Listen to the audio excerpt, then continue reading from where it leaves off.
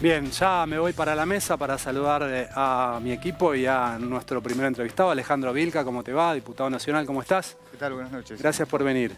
Eduardo Martínez, Coti Viñas. Edu, quiero arrancar por el conflicto internacional para que nos hagas una puesta a punto. Finalmente rige el cese al fuego. A ver, voy a empezar por lo bueno. Sí. Hay un cese al fuego que las dos partes no lo sabían, se enteraron por Twitter. Te lo digo así. Finalmente se dieron cuenta que era una oportunidad. Ninguno de los dos tenía que tomar una decisión, otro la había tomado, así que les vino bien. Se sumaron a esta idea. El problema es que se dio una confusión con el mensaje que Donald Trump tira, donde le da 6 horas a Irán para que se acomode y empiece el cese al fuego. Y después de esas 6 horas, 12 horas a Israel. Ajá. Es decir, que vos la sumas son 18 horas. ¿Ok? Bueno. Claro, ¿qué puso Donald Trump en el tweet? Mandó, bueno, para que cada uno termine las acciones que iniciaron. Y todos entendieron, bueno, escúchame, si te estoy atacando, te termino de atacar y a las 6 horas corto. Claro. Es lo que entendieron los dos. Sí. Claramente. Y es lo que hicieron.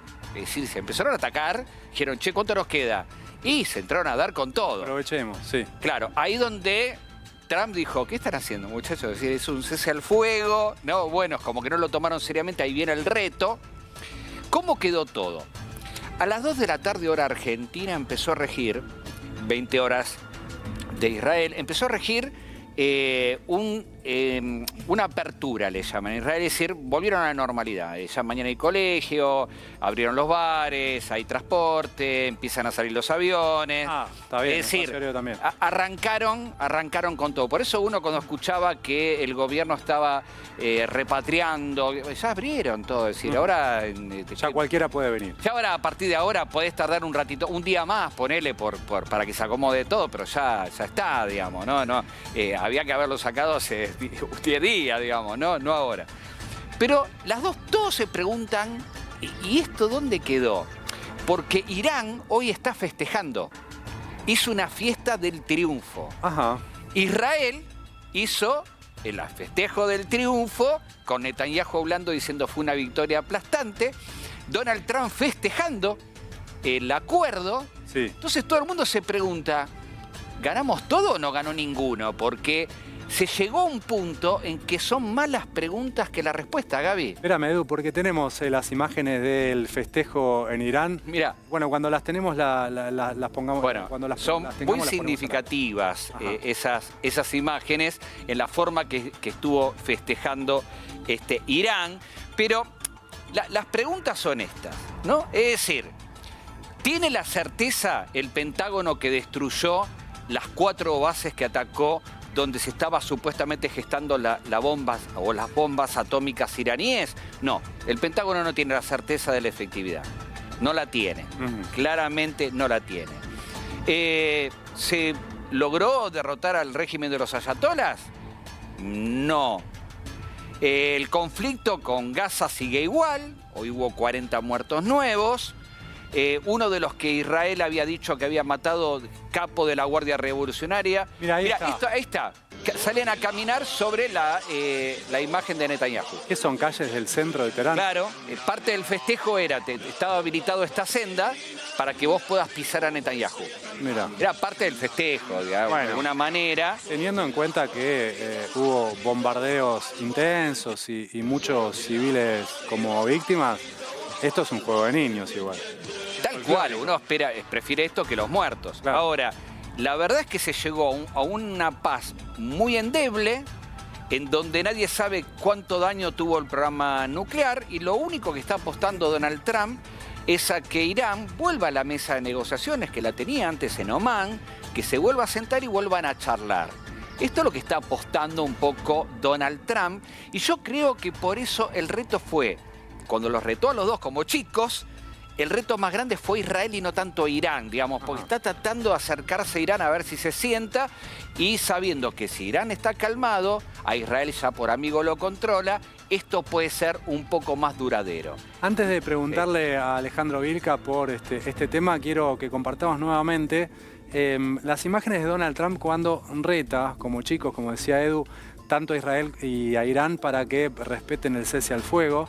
Es algo bastante exótico, ¿no? Lo que ocurrió esta mañana con ese reto de Trump. Sí, todo fue exótico. Hablando Gaby. directamente con los medios para decirles a 2 países que aflojen con los bombardeos. Miren.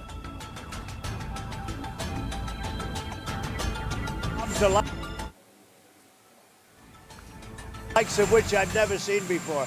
The biggest load that we've seen. I'm not happy with Israel. You know, when I say, okay, now you have 12 hours, you don't go out in the first hour and just drop everything you have on them. So I'm not happy with them. I'm not happy with Iran either. But I'm really unhappy if Israel's going out this morning because of one rocket that didn't land, that was shot, perhaps by mistake, that didn't land. I'm not happy about that. ¿Sabés qué me hizo acordar, Gaby? Es insólito. Cuando yo me enojo con algún alumno, le digo, ¿qué estabas pensando, pibe? Claro. ¿Viste? Bueno, es una cosa medio así. Fuera de lo gracioso, la verdad es que este conflicto, que terminó durando casi 13 días, tuvo muchos muertos. Del lado de Israel quedaron en 24 del primer día, nunca más se actualizó. Hay más de 600, se calcula. En Irán hay muchas cifras que dan vuelta, más de 5.000 heridos. La verdad es que, si uno mira, se volvió el status quo de 13 días atrás, con más incertidumbre. Porque además hay dudas de que se haya desactivado el programa nuclear iraní, ¿no? Yo creo que tenían más certezas hace 13 días de lo que tenía Irán Sí, que lo que hoy tienen de lo que quedó. claro. Entonces, esa duda es peor, digamos, que la que tenías hace 13 días, claramente. Es decir, y ojo, yo estoy en contacto constante con gente allá en Israel, y lo que ellos decían en la calle, y lo que estaban hablando y lo que posteaban en las redes, era, ¿y esto dónde nos deja? Porque estamos igual que antes, la gente que nosotros criticamos sigue estando, la situación es precaria y todos vuelven como tenuemente a sus actividades preguntándose por qué pasó lo que pasó. Claro, y le pusieron la guerra de los 12 días simplemente para decir, llega hasta acá. Porque lo que había sido la guerra de los 6 días había sido una guerra Relámpago. en la que Israel se impuso de manera contundente. Contra 5 países árabes, y en realidad te digo, duró 2 días, los otros 4 fue plancha. Claro, pero le pusieron ese nombre porque era sorprendente que hubiese durado tan poco. Claro. Acá le quieren poner ese nombre para que verdaderamente dure 12 días y no dure más. Claro, para Donald Trump, hasta ayer no era guerra, era un conflicto que estaban tratando de... Hoy fue guerra, digamos, ¿no? Es decir, cada uno le pone el mote que quiere. Lo cierto es que Irán salió todo el aparato comunicacional, que es enorme, muy controlador de su propia ciudadanía, a decir, le ganamos a Estados Unidos. ¿Por qué? Porque nosotros lo atacamos en Qatar e inmediatamente Estados Unidos pidió el cese al fuego. Claro, bueno, Entonces mirá, te está encima. vendiendo Sí. la idea de sacaron la banderita blanca cuando nosotros los atacamos. Bien. Locura total. Alejandro, ¿ustedes fijaron posición sobre este conflicto? Sí, primero, bueno, obviamente denunciamos, ¿no? Como un ataque que, obviamente, esto venía, ¿no? Detrás de lo que había sido inicialmente las agresiones de Israel hacia Irán, después se sumó Estados Unidos con una búsqueda. Yo creo que, a ver, Estados Unidos de la mano de Donald Trump lo que busca es mostrar una superpotencia hegemónica que intenta tratar de posicionarse en el mundo como el que arbitra, el que tiene un poder sobre otros países. Y yo creo que por eso buscó una paz que dentro de todo le sirvió a todos, digamos, para mantener cierta, por lo menos, no sé, que no pierda a nadie. Sin embargo, yo creo que lo que muestra es que Estados Unidos tampoco no ha podido cerrar ningunos frentes abiertos, ¿no? Mirá, todavía sigue abiertos las agresiones de Israel sobre la Franja de Gaza, sobre Palestina, sigue abierto lo que es la guerra con Ucrania, la guerra comercial que inició tampoco la pudo cerrar. Yo creo que lo que busca, por lo menos Donald Trump, es posicionarse como si fuera la gran potencia que ha sido cuestionada, yo creo, por otras potencias como China, en especial en lo comercial, y Rusia, y que, bueno, yo creo que en esa búsqueda de un nuevo liderazgo con Donald Trump, busca posicionarse, por lo menos en esta supuestamente guerra de 12 días, mostrar que hay un éxito, pero yo creo que esto, lejos de eso, hoy tiene montones de frente abierto que yo creo que no lo puede cerrar todavía, ¿no? Pero muestra una potencia como Estados Unidos claramente cuestionada de todo ángulo, ¿no? Te traigo al plano nacional. Hoy la agenda periodística política estuvo centrada en el decreto de Javier Milei, que vetó la emergencia para Bahía Blanca, algo que habían votado ustedes en Cámara de Diputados y en el Senado después también se votó. La verdad que la calificación que me cae es inhumano, ¿no? Porque, a ver, si hay algo que lo que vimos en lo que pasó en Bahía Blanca, son varias cuestiones, ¿no? Una es el cambio climático, los desastres que provoca, la falta de obra pública, pero también una gran solidaridad de toda la gente, de todo el pueblo trabajador con Bahía Blanca y toda esa zona inundada. Ahora, eso yo creo que empujó a que haya un consenso en el Congreso y después en el Senado a que se declare, ¿no?, la emergencia en toda esa zona. Lamentablemente llegamos a una situación donde el presidente veta una ayuda que era para todos los damnificados, reconstruir.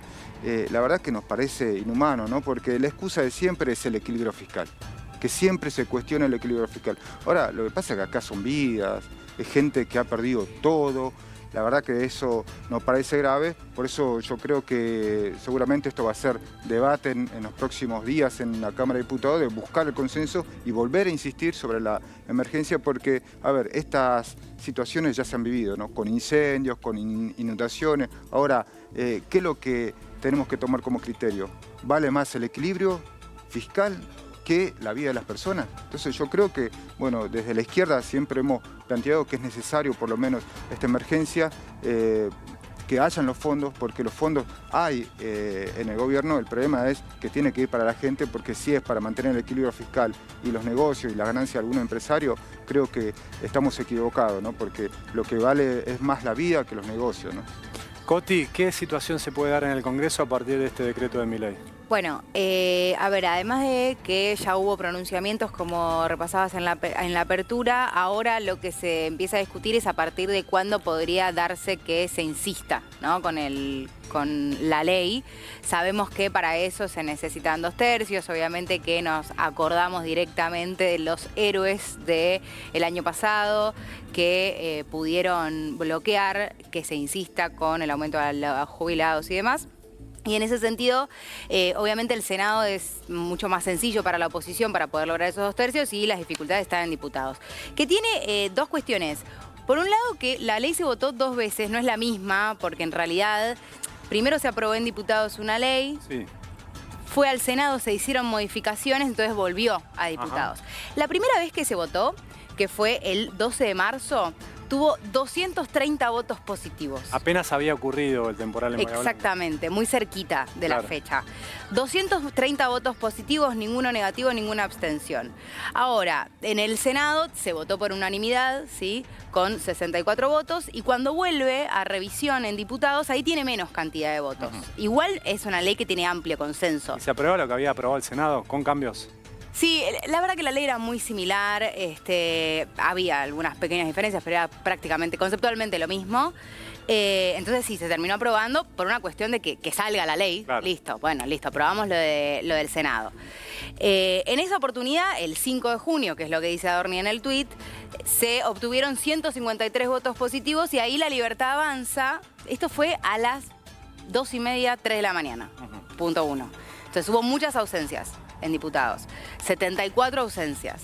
Y los votos negativos fueron de La Libertad Avanza. Entonces, ¿qué es lo que puede pasar ahora? Diputados puede insistir, obviamente, con la ley y se va a poner a prueba si efectivamente el gobierno vuelve a tener a los héroes, como los tuvo el año pasado, de cara también a otras posibles insistencias en el Congreso de la Nación de las leyes que todavía no se aprobaron, pero que sabemos que en el Senado se van a buscar aprobar, como el aumento de las jubilaciones, la moratoria, emergencia en discapacidad, etcétera, etcétera. Entonces, se va a poner a prueba en este momento. Estos son los 6 senadores de La Libertad Avanza que votaron a favor de la ley. Y que después van a tener que decidir si sostienen su propia ley o no. Que además no fue hace tanto, porque si querés en el caso de diputados podemos tomar que, bueno, que también uno debería dar explicaciones, ¿no?, de por qué cambia su voto, pero en todo caso fue en marzo, ¿no?, que los diputados de la Libertad Avanza votaron de manera favorable y después se arrepintieron. Claro. Ahora, en el Senado no sucedió lo mismo. Yo creo que igualmente darán las explicaciones que da el gobierno Sí, respecto claro, decir del que se equilibrio fiscal, que se superpone con el LU, ya está. Claro. Digo, no sé si el punto está en qué explicaciones van a dar los senadores de la Libertad Avanza, sino si efectivamente el gobierno va a conseguir mantener su poder de veto, ¿no? Si va a poder bloquear las insistencias que quiera hacer la oposición, sea con esta ley, que, insisto, es de amplísimo consenso, y de todas maneras todavía no está confirmado cuándo va a ser, pero sí una diputada de Unión por la Patria, Victoria Tolosa Paz, ya publicó en sus redes sociales que lo más probable es que la próxima sesión, que está pedida para el 2 de julio, la semana que viene, se vuelva a insistir con este tema. Ajá. Ahí lo que va a pasar y lo que hay que mirar así como con lupa es lo que hagan los diputados del PRO. Claro, ¿no? claro.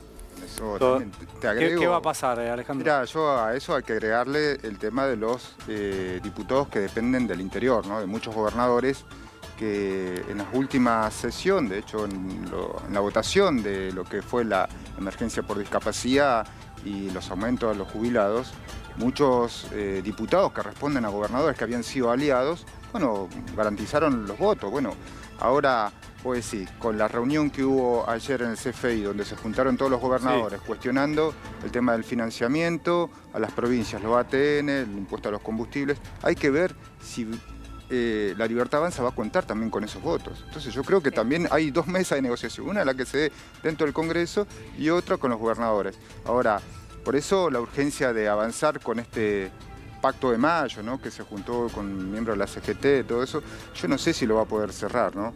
Lo que sí, estando a meses de las elecciones, yo no sé si eso va a contar con esos votos seguramente.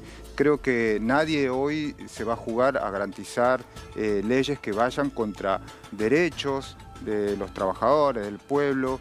En la próxima sesión se va a discutir el financiamiento de la universidad, cosas importantes, ¿no? El financiamiento de la emergencia pediátrica por el Garrahan. O sea, yo creo que son temas que son muy sensibles y que todo el mundo va a querer apoyar. Ahora, el sentido de la política de Javier Milei es contrario muchas veces a los intereses del pueblo. Bueno, esto lo de la emergencia de Bahía Blanca, ahora, ¿se va a animar a vetar el aumento de los jubilados, a la discapacidad, o si se trata de estos temas con el Garrahan, va a ir en contra de eso? Bueno, yo creo que ahí se va a poner a prueba no solamente los bloques o el toma y daca que está haciendo permanentemente con los gobernadores, sino también si puede conseguir esos votos, ¿no? Porque yo te digo, si acá Javier Milei ha podido gobernar con 37 diputados, ha sido también por ese juego que ha tenido permanentemente con el PRO y los aliados, pero yo creo que eso se le está acabando, ¿no? Como te vuelvo a repetir, el panorama, yendo a pocos días de las elecciones, se pone cada vez peor, mezclado por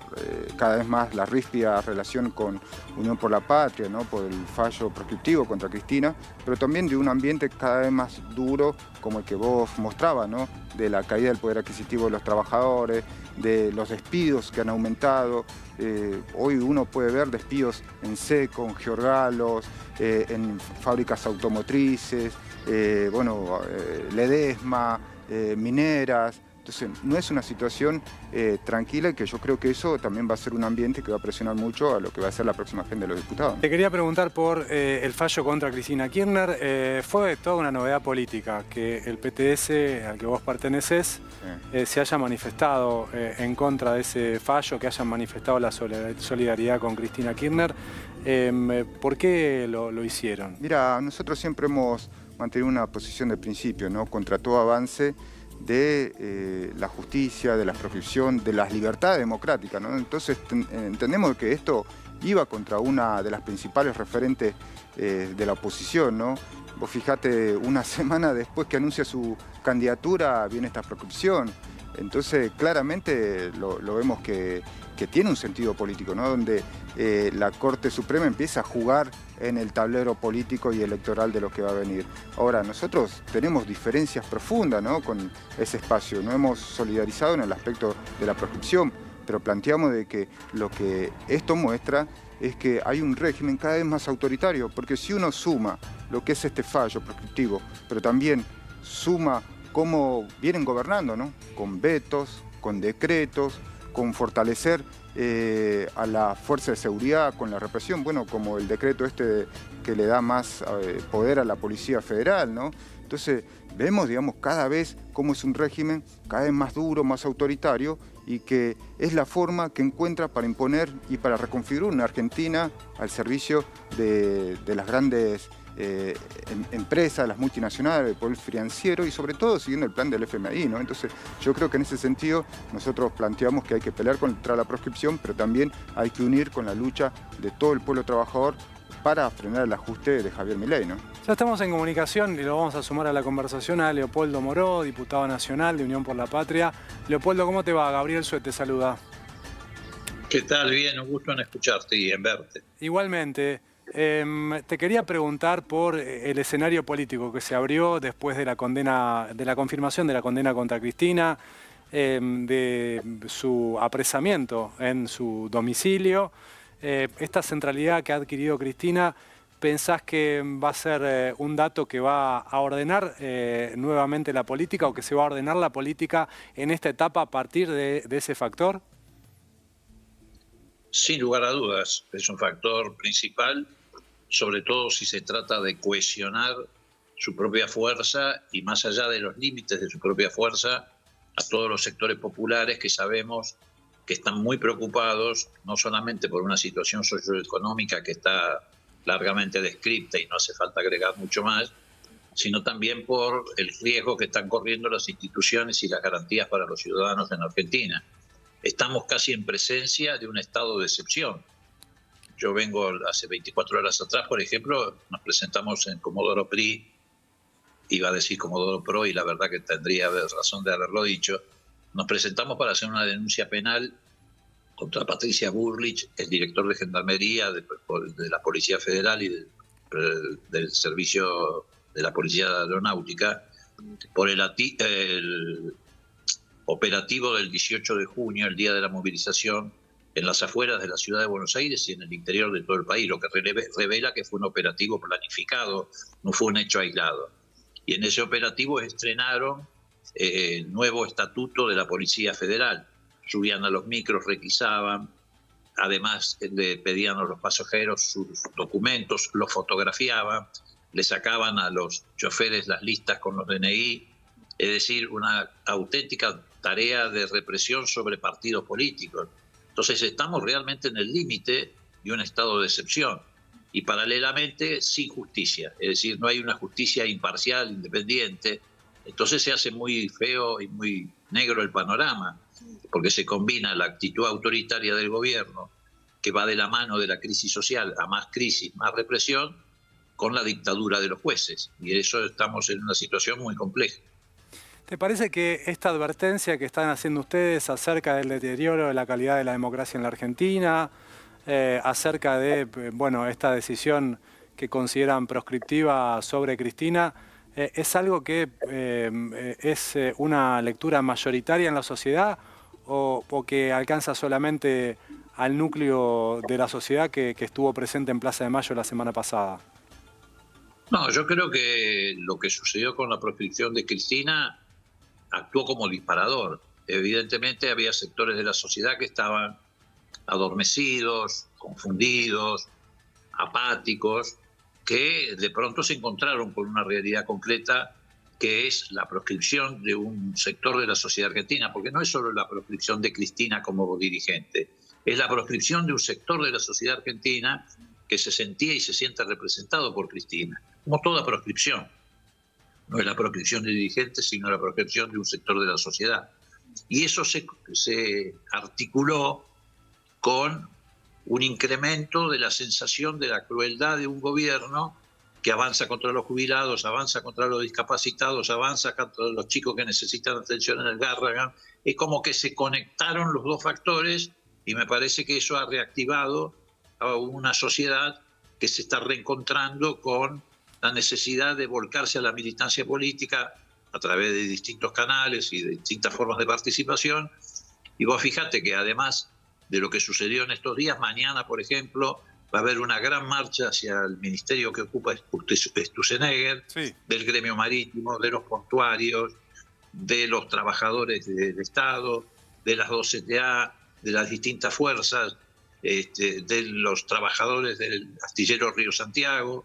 Pasado mañana va a haber otra vez una gran marcha de los universitarios. Me parece una instancia que se ha desatado y que no creo que se detenga, por el contrario, creo que va a ir creciendo. Leopoldo, acá estamos con Alejandro Vilca, diputado nacional. Hablábamos justamente recién de ese apoyo que dio el PTS al reclamo por la proscripción de Cristina. ¿Te sorprendió que esto haya trascendido a las fronteras del peronismo y que una fuerza como el PTS se haya manifestado como se manifestó? No me sorprendió porque efectivamente yo siempre he tenido una actitud coherente en esa materia. Sí me alegró y sí me produjo una enorme satisfacción. ¿Por qué? Pero no por Cristina en particular, sino porque efectivamente eso significa que en lo esencial hay luchas que hay que compartir, más allá de las diferencias políticas que podamos tener. Si está en riesgo la democracia, los derechos y garantías de los ciudadanos, no solo por la proscripción de Cristina, sino por todo este rosario de represión que podríamos relatar y que él también estuvo enumerando. Y si además está en riesgo la comida de la gente, está en riesgo los ingresos de la gente, y no solamente eso, está en riesgo no solo el almacén de Don José, ya a esta altura están en riesgo grandes empresas en Argentina que están entrando en quebranto, y bueno, hay razones suficientes, o más que suficientes, como para que podamos unir los esfuerzos para defender esas condiciones básicas de una sociedad a la que este gobierno, con sus aliados, ha querido romper, ha querido hacer trizas, y no va a poder porque es una sociedad que tiene memoria histórica de resistencia. Te pregunta Coti Viñas, Leopoldo. Leopoldo, ¿qué tal? Hace un ratito nada más estábamos repasando la situación del veto de la ley de emergencia Bahía Blanca y, bueno, pensábamos en qué es lo que podía llegar a suceder en el Congreso respecto de la insistencia de la ley. Tengo entendido que hay una posibilidad de que en la próxima sesión del 2 de julio esto se lleve adelante y sé que es muy prematuro porque sucedió hoy, pero dada esta circunstancia que estás describiendo, donde, bueno, aparecen estas movilizaciones, el apoyo también de un sector a Cristina Fernández y demás. Quería preguntarte si crees que en términos institucionales, ¿no?, que quizás es lo más difícil, la muestra en la calle está y por fuera de lo electoral, si hay posibilidades de que la oposición pueda, a partir de ahora, con estos cambios que hubo, pisar un poco más fuerte y hacerle frente al gobierno de Milei, por ejemplo, en el Congreso con esta situación de Bahía Blanca. No tengo duda. Primero, en el caso particular de Bahía Blanca, no tengo duda. Quiero ver qué diputado se atreve a acompañar el veto. No qué diputado se opone al veto, sino cuál va a ser el que se va a atrever a oponerse al veto. Perdón, a acompañar el veto. En segundo lugar, creo que precisamente esta reactivación de la actividad de la calle, como ustedes dicen, le da potencia al Congreso. Estas son batallas que se libran en el Palacio y en la calle, y que generalmente empiezan en la calle y terminan proyectándose sobre el Palacio. Yo no tengo duda de que vamos a rechazar este veto, como vamos a rechazar el veto en el aumento a los jubilados, el veto a la moratoria, el veto, que es horrible, al decreto de modificación del Estatuto y de la Ley Orgánica de la Policía Federal, donde Patricia Bullrich se está inventando su propio servicio de inteligencia. Todos esos vetos yo creo que seguramente van a ser rechazados en el Congreso. Leopoldo, yo antes di un rodeo para hacerte la pregunta, te pregunté si la centralidad de Cristina iba a ser un factor importante en lo que viene. Te pregunto ahora más directamente, ¿te parece que ella va a ser la que tenga más peso a la hora de la decisión de la estrategia electoral del armado de las listas en la provincia de Buenos Aires? No es la preocupación de Cristina el armado de las listas. La preocupación de Cristina es el armado de un gran espacio político que sea la herramienta más eficaz para cambiar esta situación lo antes posible y evitar que el daño sea aún mayor. La centralidad de Cristina no está en discusión. La centralidad de los dirigentes ni se compra ni se alquila, ni se recibe de casualidad. Ella tiene centralidad. Ahora, esa centralidad no es porque puede hacer la lista, manejar la lapicera, ni nada que se le parezca. Es una centralidad política, programática y obviamente, como ocurre con los liderazgos, también de carácter emocional. lo que quedó de manifiesto en esa histórica movilización del 18 de junio.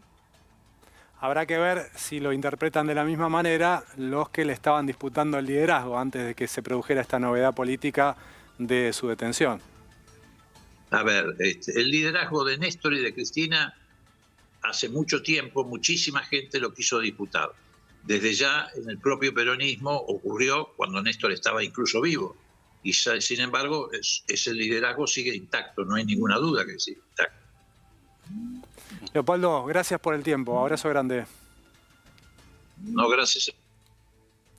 Le preguntaba a Moró, Alejandro, sobre lo que tienen por delante como estrategia electoral en la provincia de Buenos Aires. Desde el PTS, el Frente de Izquierda, ¿cómo van a definir las listas? Quizás no estás metido en provincia de Buenos Aires, pero a nivel nacional, ¿tienen ya un acuerdo con el resto de los integrantes del FIT? Mira, si hay algo que hemos comprendido por el momento político que vive el conjunto de la clase trabajadora, por el momento de ajuste, ¿no? Y cómo la está pasando el pueblo trabajador, es primero es plantear la unidad de toda la izquierda, ¿no? Hoy para enfrentar, no solamente en las calles, sino electoralmente en las próximas elecciones, ¿no? Que se presentan. Ese va a ser el desafío. Todavía estamos discutiendo y definiendo, ¿no? Con todo el Frente de Izquierda quiénes son los mejores candidatos tanto en provincia de Buenos Aires como en el interior, pero la idea de nosotros por lo menos plantear una alternativa política que justamente tome como eje las banderas del pueblo trabajador, la lucha contra la proscripción, porque bueno, esto es lo de Cristina, más allá que tenemos grandes diferencias, el problema es que comienza por Cristina y mañana va a venir por nosotros o por cualquier opositor, la defensa de los puestos de trabajo, el salario. Creo que eso van a ser las banderas centrales que va a plantear la izquierda hoy en un momento tan difícil para enfrentar al gobierno de Javier Milei en las elecciones. Bueno, eso es lo que vamos a tratar de que se exprese por lo menos como alternativa en todo el país, ¿no? ¿Tenés intención de renovar? Porque a vos se te termina el mandato ahora en el 25. Sí, en diciembre, vos sabés que venimos de hacer una gran elección, el Frente de Izquierda en la provincia de Jujuy sacamos cerca del 9%, logrando ampliar nuestra banca provincial a 5 diputados. Vamos a ver, ¿no? Todavía esto nosotros lo discutimos democráticamente, ¿no? En plenarios y sobre todo acordando con el resto de la izquierda. Vamos a ver si podemos renovar, porque bueno, fue después de una elección histórica del 25%, vamos a ver si podemos renovar esa banca. Sabemos que es un lugar importante en la provincia de Jujuy porque en las últimas elecciones la Libertad Avanza y el oficialismo radical salieron primero, el tercer lugar lo estuvimos disputando ahí con el PJ y creemos nosotros que es la oposición en la provincia de Jujuy y a la izquierda, así que bueno, vamos a ver, todavía no te puedo adelantar nada, pero va a ser... Tenés ganas, pero vamos a ver qué pasa. Es difícil, ¿no? Porque por ahí a los que venimos del interior, un poco el desarraigo y también la presencia política, ¿no? Que ha ganado la izquierda, sobre todo en todo el norte, de una representación en sindicatos, en lugares de trabajo, ha sido importante. Y bueno, un poco eso y la referencia que tenemos un poco nos aleja, ¿no? Pero bueno, yo creo que no hemos ganado un lugar también a nivel nacional, mostrando una banca importante y sobre todo mostrando el interior profundo, que muchas veces por ahí cuesta que se refleje y por lo menos creo que lo hemos logrado y bueno, vamos a discutir si es necesario que vaya yo o algún otro compañero, ¿no? Alejandro, muchísimas gracias por haber venido. Dale, muchas gracias.